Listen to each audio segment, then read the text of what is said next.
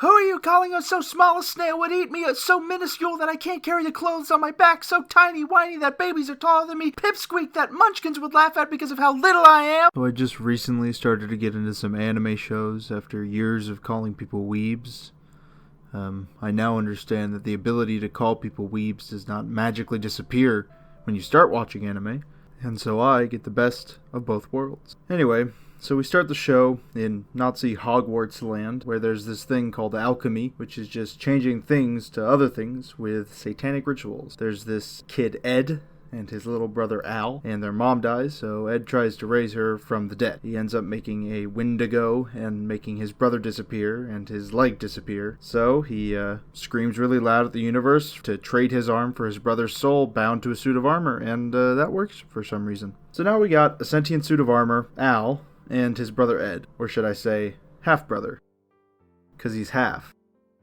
He's missing half of his body. This is peak comedy. So Ed gets a metal arm and a leg, and then he and Al go off to try and bring back his mom again. Also, he's a Nazi soldier now, and he's friends with lots of Nazis, but none of them are bad Nazis. They're good Nazis, except for like most of them. He meets a dude named Roy Chevrolet, who's a firebender from, I don't know, somewhere. You see, Ray is haunted by that one time that he genocided an innocent ethnic minority.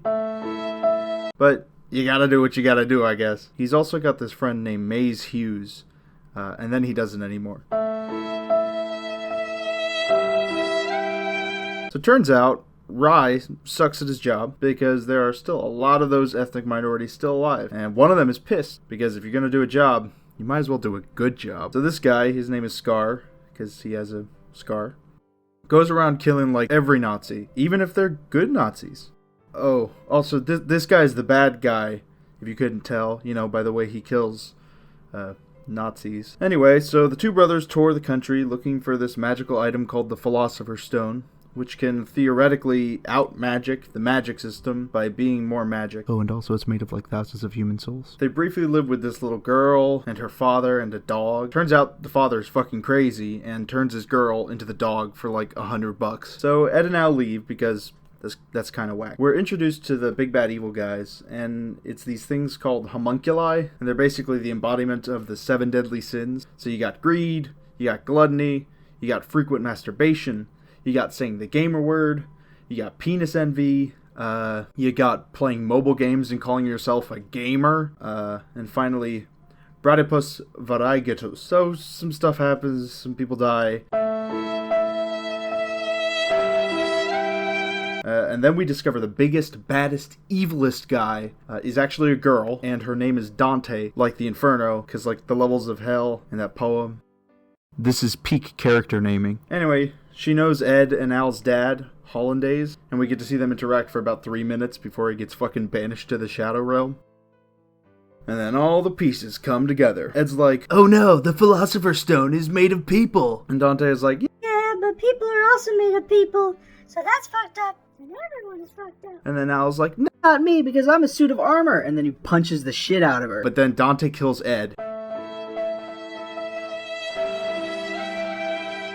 Dante messes up and puts the Philosopher's Stone inside of Al, and then he brings back Ed from the dead, but then Ed also gets banished to the Shadow Realm with his dad, and then Gluttony eats Dante because he misses his frequent masturbation. Now, I haven't watched the Epilogue movie because I don't care, so this is what happens from my point of view. Ed and Hollandaise become, like, actual Nazis, and Ed's like, "Oh, Al, I'll find you again." But there's, like, no fucking chance he does that shit. But upon reading the plot on Wikipedia, turns out they do reunite, and, I think that's dumb as shit. Half-brother. Because he's, Short